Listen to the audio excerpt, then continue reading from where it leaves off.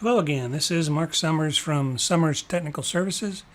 We're going to continue on with our ASTM shear test on our little laminate test specimen that we talked about last time. We did some review of engineering mechanics and materials type topics, understanding stresses, normal stresses, shear stresses, and how to identify each different type. There's 3 normal stresses, 6 shear stresses, and we got to know how to identify those, because once we start doing our finite element analysis, we're going to have to interpret the results, and that's going to require us to understand how those stresses are defined so we extract the ones we're looking for. So today I want to do some hand calculations and some stress calculations on our test specimen to get a feel for what kind of stress levels we should be looking for. And then we'll move on to do some simulation and verify those stresses we're getting on our hand calculations in SOLIDWORKS simulation. And then we'll try also doing it with ANSYS Workbench, compare those results. So let's get started. So here's a picture on my iPad here. Let's get my pencil fired up. So there's a sketch of the test specimen we just looked at, and the when it's put into a clamp, that little picture on the left there with the shaded area, that's where the gripper grabs the test specimen. And so this section of the specimen right here is gripped. That's where it's going to be fixed, and the way they've designated it there on the picture is the right side there is clamped to the world. It's not going to move. And the left side is important to understand. It's not only just pulling up, but it's also guiding it such that it can't rotate. So it's a guided support with a force pulling up. And so looking at my schematic drawing of the same beam, so my beam I've just drawn as a horizontal beam represents the test specimen. On the right hand side, I'm saying that's fixed. That can't move left or right, up and down, and it also cannot rotate. So I've got a fixed cantilevered support. And on the left side, I've got a force pushing up, which in the picture at the top left is that P force. I labeled it F1. In addition to going up, I've tried to draw a schematic of a guide. And so that little vertical oriented plate is infinitely stiff, and it's got rollers on each side, top and bottom, that causes that thing not to rotate about the axis coming out of the sheet there. And so in order to keep that thing from rotating, if those guys weren't there, that beam would rotate up this way, and the beam end would rotate in a clockwise direction. So I have to apply a moment, I'm calling it M1, on that left end as a support. That's what those guides are doing. It's applying a moment in the opposite direction to keep that thing from rotating. And so if I draw a free body diagram, I just need to get rid of the support on the right hand side, and I think I can do this without my normal equations of static equilibrium. If I've got a force going up on the left side with F1, I know when I erase this support on the right, I got to supply a force equal to F1 going down to keep that thing from flying up. So that makes sense. And I also need to supply an equal and opposite moment in the other direction. So my support on the left-hand side needs to supply that moment. So if I erase that support like so, it's going to stay put as long as I know that there's a moment being supplied by that support, M1 as shown, and then F1 is going down to counteract. So there's my equilibrium. There's my free body diagram, I guess we want to call it. And so now I'm ready to draw my shear and moment diagrams. And so this is going to be pretty easy as well. I've got a force going up, so the shear is going to be positive starting on the left end, and there's no load going into the beam going left to right. So what do I want to do? Make this green. So the shear diagram, it's just going to go up here and it's going to stay constant, and then when it gets on this end, it goes back to 0 because of that F1 force in the other direction. So here's my shear diagram. This is the constant shear across the test specimen. So that seems like a good idea. The test specimen is created to do a shear test, and of the way they've set the test up, defined in the D7078 ASTM test specification, is the shear force is constant all the way across that test specimen. So that seems like a good thing. Now let's see what the moment's going to do. Well, the moment on the left end is causing the beam to go down this way, which I always think of as a frown on the beam, and so that's going to be a negative moment. That's the way I remember it. And so on the left-hand side, we've got a negative moment in the beam, and since we know that the area under the shear curve is equal to the change in the moment, and we know that the slope of the moment curve is the value of the shear, I know that that moment has got a positive constant slope to it, and that's why this thing is going uphill. And so it's going from negative m1 on the left-hand side to positive m1 on the right side. So we can say mb is equal to m1, and ma is also equal to m1. And so let's think about what that means for our test specimen. This is making perfect sense to me now. They've designed this test specimen and its test fixture such that right in the middle, right where we want to measure the shear strength of our specimen, they've designed the test such that there's no bending moment at the middle of the beam.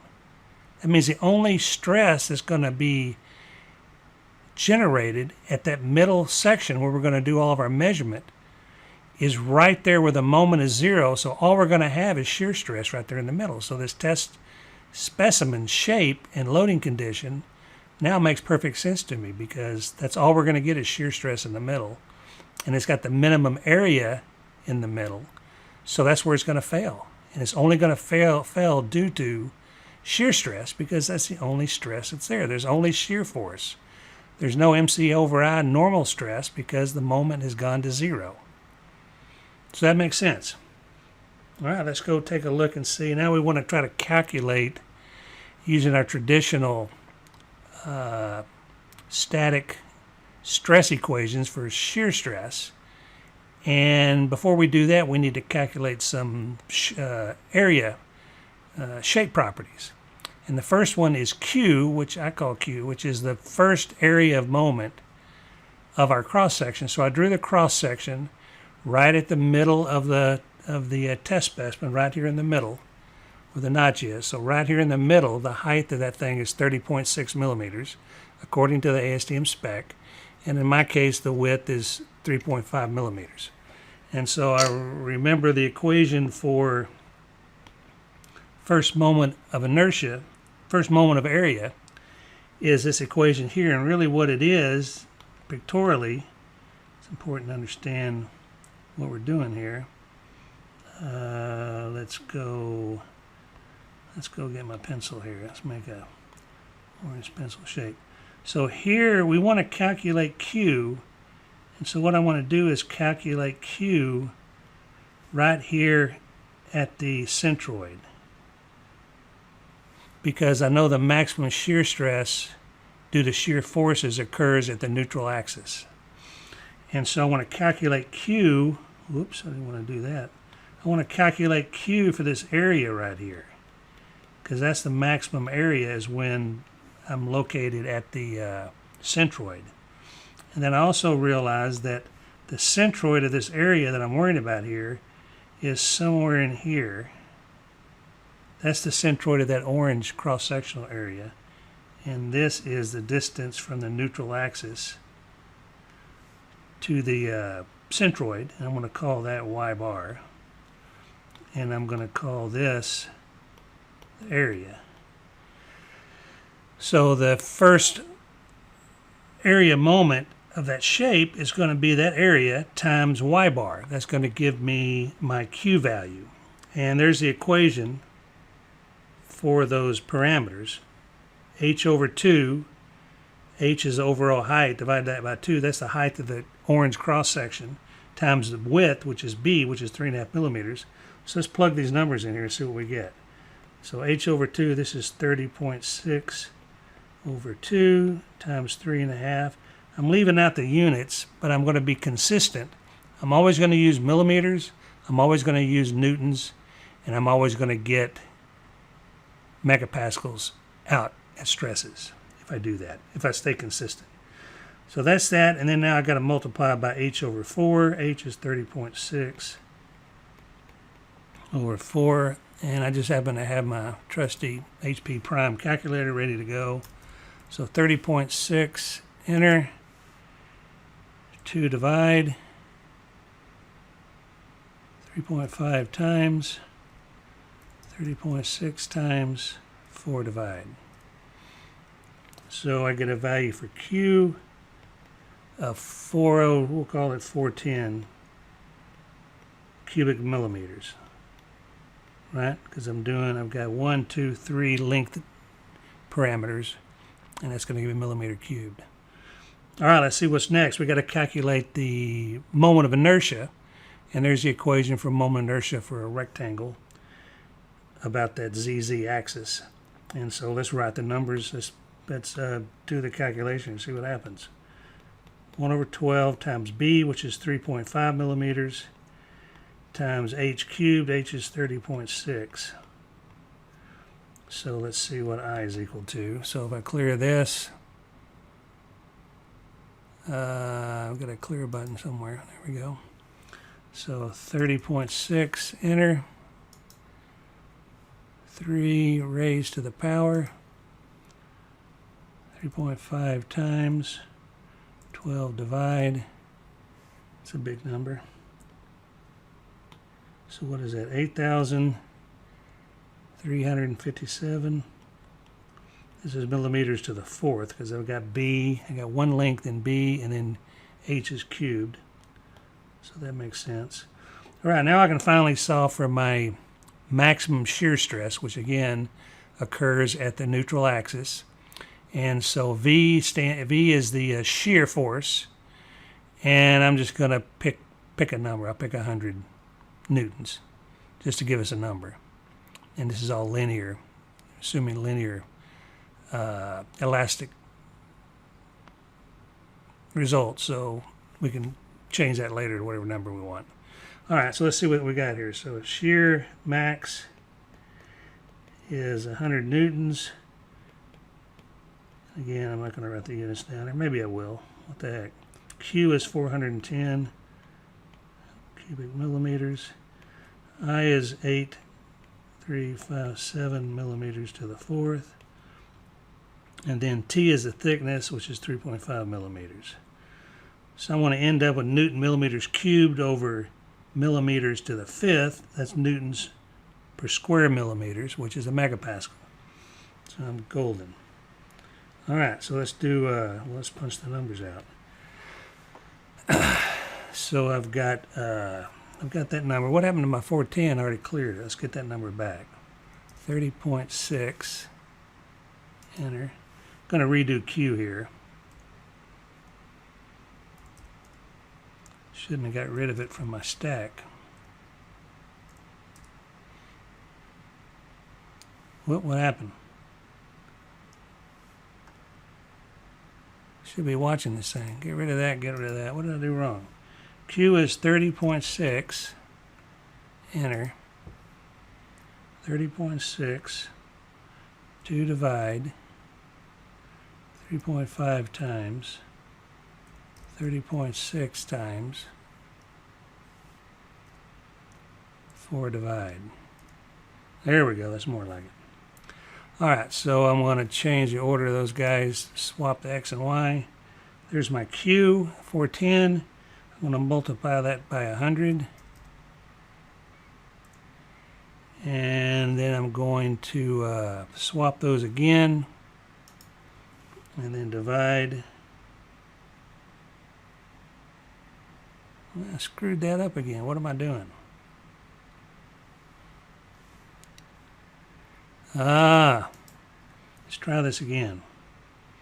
100, doing VQ over IT. Can't talk and type at the same time, obviously. 30.6, enter. Now I'm going to roll 2 divide, 3.5 times, 30.6 times, 4 divide, times, that's VQ. And now I need to get I back on the stack. 1, enter, 12 divide, 3.5 times, 30.6, enter, 3 raised to the power, times, divide, and I need to do 3.5 divide. All right, finally got to the finish line. 1.4 megapascals. So that's with 100 newtons of force on my tester. And so let's highlight this thing. It looks like a good answer there. And so I'm remembering that I've got a simplified equation that I should have used. I forgot about it. This is an exact equivalent for rectangles. VQ over IT works for any shape. And this is another version for rectangles only. And let's see how easy this is to compute. So this is going to be equal to 3 times 100 newtons divided by 2 times the area. And the whole area is 30.6 divided by 3.5. Those are all millimeters. So let's see what I get for that value. It says approximately, but really that's exactly equal to. So I get rid of the little tilde. All right, so let's try this calculator again. We've got 100 for the shear. So 100, 3 times 2 divide, 30.6 divide, 3.5 divide. Well, that's good. We got the same answer. So maybe I can't operate a calculator. All right, so we got the same answer twice.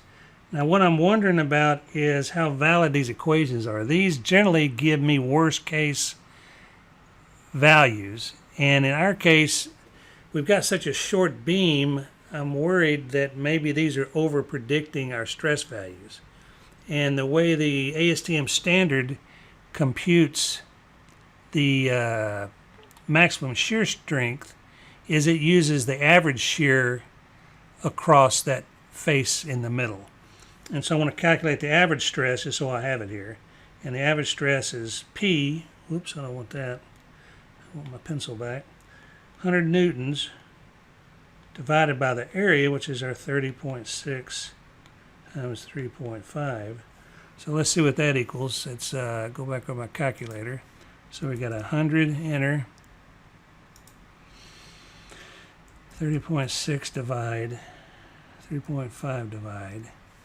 So I've got shear average, shear stress average is 0.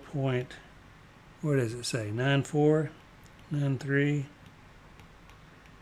megapascals. So that kind of makes sense to me